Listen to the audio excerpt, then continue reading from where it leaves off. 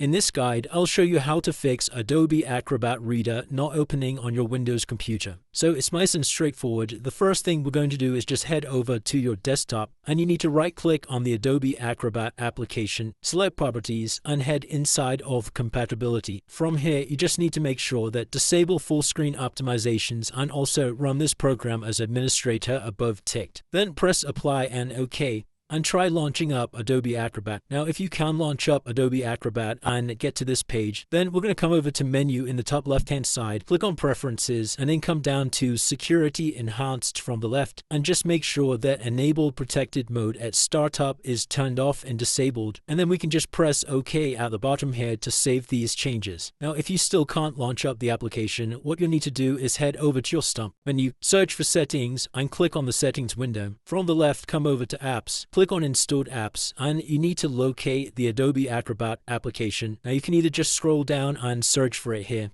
or you could just use the search feature at the top. Once you found Adobe Acrobat, come over to the three horizontal dots, click on Modify, give that a couple of seconds to boot up, and then just go through these steps. Click on Repair in the middle here, click on Next, and finally click Update. Now this can take several minutes to validate all of your files and folders, so just wait for this process to get to 100%. If that still doesn't fix the issue, the next thing you're going to do is come over to the Start menu, search for Run, and then click on the Run icon. In this search box, type in App Data and hit Enter. Then you need to head inside of this local folder, head over to Adobe, and you should see this Acrobat folder at the top here. Just go ahead and right click on this, and we're just going to select the trash icon to delete it. Then come back one folder again, come back over again, come down to a local low, and once again head inside of Adobe, and then you just need to right click on Acrobat, and once again press the trash icon. Then finally come back a folder again, and lastly we're going to head inside of Roaming, head inside of Adobe,